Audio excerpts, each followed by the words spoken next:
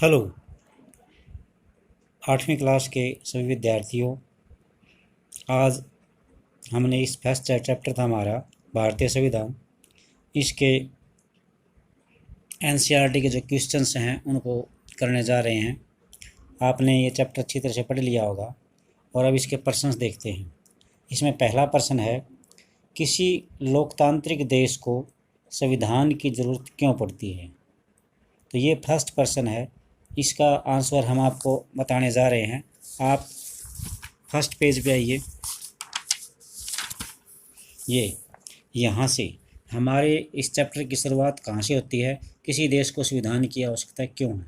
तो अब मैं आपको बताने जा रहा हूँ। नंबर 1 पॉइंट्स चलेंगे। यहाँ पर 6-7 पॉइंट हैं। तो पहला, हमारे किसी भी देश को संविधान की आवश्यकता निम्न कारणों से पड़ती है। आप यहाँ से स्टार्ट करेंगे, ये आप लाइन अपनी तरफ से लिखनी है। किसी भी देश को संविधान की ज़रूरत निम्न कारणों से पड़ती है। नंबर 1, संविधान यह दस्तावेज है। इसकी जगह आप लिखेंगे संविधान। संविधान उन आदर्शों को सूत्रबद्ध करता है जिनके आधार पर नागरिक अपने देश को अपनी इच्छा और सपनों के अनुकूल रच सकते हैं। ये पहला पॉइंट हो गया। अभी ये पहला पॉइंट है, आप नोट कर लेना। सेकंड, संविधान नियमों का एक ऐसा समूह होता है जिसको एक देश के सभी लोग अपने देश को चलाने की पद्धति के रूप में अपनाते हैं। ये सेकंड पॉइंट है। थर्ड पॉइंट, यहाँ पे आइए आप। संविधान जिन देशों में लोकतांत्रिक व्यवस्था अपनाई गई है, जिन देशों के द्वारा लोकतांत्रिक व्यवस्था अपनाई गई है, वहाँ निर्णय प्रक्रिया के नियम तय करने में संविधान बहुत बड़ी भूमिका निभाता है। ये है थर्ड पॉइंट। फोर्थ है, हमारा संविधान हमें नेताओं के द्वारा सत्ता का दुरुपयोग, क्योंकि नेता जो लोग हैं वो सत्ता का दुरुपयोग कर सकते हैं, और हमारे संविधान में ऐसे विकृतियों से बचाव का उपाय मिलता है। अर्थात संविधान हमें नेताओं के द्वारा सत्ता का दुरुपयोग होने से बचाता है, हमारे लिए सुरक्षा कवच बनाता है। नेक्स्ट है ये नीचे, संविधान, भारतीय संविधान देश के सभी व्यक्तियों को समानता का अधिकार देता है। हमारा संविधान कहता है कि धर्म, नस्ल, जाति, लिंग और जन्म स्थान के आधार पर किसी प्रकार का कोई भेदभाव नहीं किया जाएगा। ये था नंबर 5। नेक्स्ट है, किसी भी नागरिक के साथ ताकतवर समूह किसी दूसरे या कम ताकतवर समूह के लोगों के साथ भेदभाव नहीं करेगा। अर्थात ये लाइन फिर दोबारा से देखो, कोई भी ताकतवर समूह किसी दूसरे या कम ताकतवर समूह या लोगों के खिलाफ अपनी ताकत का इस्तेमाल नहीं करेगा। इससे अगर कोई करता भी है तो इसके बचाव के तरीके दिए गए हैं। लास्ट है भी इसका जो लास्ट कारण है कि प्रत्येक देश को संविधान की क्यों ज़रूरत है, उसका है कि हमारा संविधान हमें खुद से बचाता है। ये इसका लास्ट कारण है। तो ये 5 या 6 पॉइंट बने हैं, ये लिख लेना आप पेंसिल से, निशान लगाए हैं उन सबको।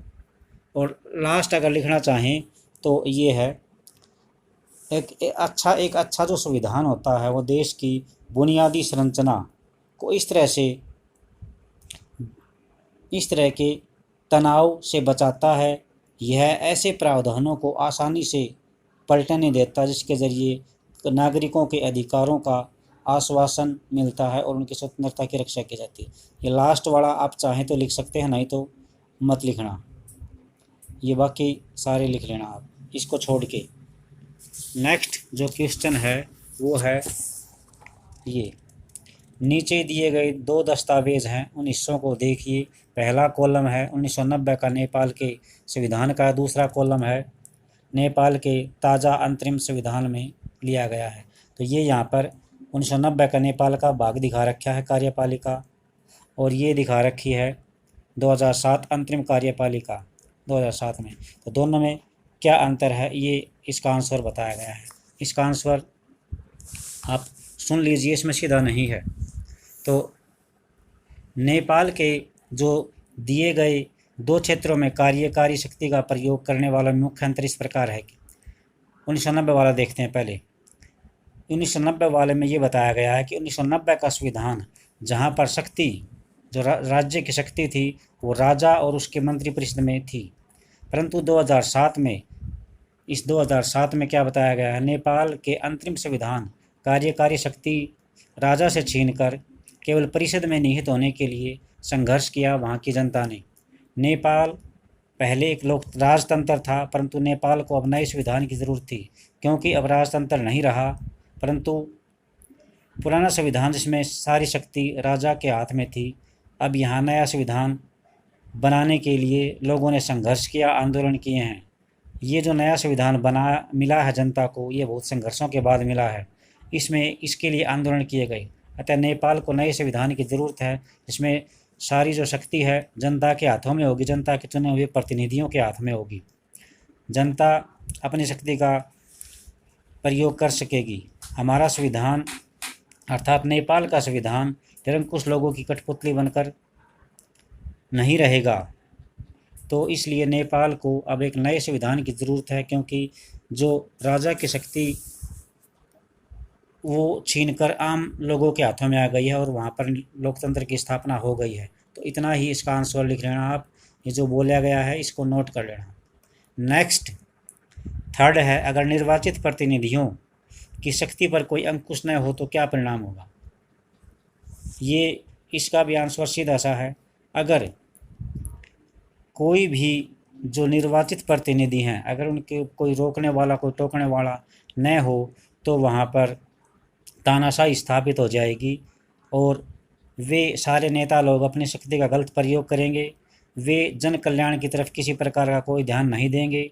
हमारा जो संविधान है निरंकुश लोगों के हाथों की कठपुतली बनकर रह जाएगा। बहुसंख्यक जो लोग हैं वो अल्पसंख्यकों का शोषण करेंगे। सारे मौलिक अधिकार खत्म हो जाएंगे, किसी को कोई किसी प्रकार का अधिकार नहीं होगा। केवल राजा लोग या जिनके हाथों में शक्ति है वे ही अपने अधिकार, और वे भी सिर्फ अपने फ़ायदे के लिए अपने अधिकारों का प्रयोग करेंगे और किसी के लिए कोई अधिकार नहीं है। बिल्कुल वहाँ पर ऐसा शासन होगा जिसकी कल्पना भी नहीं की जा सकती। तो ये 3 प्रश्न करवाए हैं, तो 3 प्रश्नों को आप अपनी अच्छी तरह से कॉपी में लिख लेना और फिर कल इसके बाद नेक्स्ट आगे जो क्वेश्चन है वो करेंगे। ये जो 4th क्वेश्चन है इसमें सिर्फ ये बताना है कि अल्पसंख्यक कौन है और बहुसंख्यक कौन है, ये आप अपनी तरफ से करना भी। अल्पसंख्यक और बहुसंख्यक का एग्जाम्पल दे रखा है। स्कूल में 30 शिक्षक हैं और उनमें से 20 पुरुष हैं। 30 शिक्षक और 20 पुरुष जेंट्स, तो बहुसंख्यक कौन हुआ भी? पुरुष। और 10 जो लेडीज़ हैं वो अल्पसंख्यक है। इसी तरह से मैं करवाए देता हूँ। चलो इसको, एक शहर में 5% लोग बौद्ध धर्म को मानने वाले हैं, तो वहाँ पर अल्पसंख्यक कौन हो गए? बौद्ध धर्म वाले लोग। एक कारखाने के भोजनालय में 80% कर्मचारी शाकाहारी हैं, 80% शाकाहारी हैं, तो 20% कौन बच गए? मांसाहारी। तो यहाँ पर जो बहुसंख्यक है वो कौन है? शाकाहारी हैं, और अल्पसंख्यक 20% बच गए, वो अल्पसंख्यक है। 50 विद्यार्थियों की कक्षा में 40 विद्यार्थी संपन्न परिवारों से हैं, तो लगभग ये 40 विद्यार्थी जो हैं ये बहुसंख्यक हैं और 10 विद्यार्थी अल्पसंख्यक हैं। तो ये यहीं तक करना है आज आपको। और ये 4 प्रश्न जो बताया गया है इसमें कारण आप दे सकते हैं, ये अपनी तरफ से करना है भी आपने। 4th क्वेश्चन मैंने हिंट दे दिया है, अब आप इसको अपनी तरफ से अपनी कॉपी में लिख लेना है 4 प्रश्न। इसके बाद जो कुछ बचा हुआ है वो कल करवाया जाएगा। थैंक्स।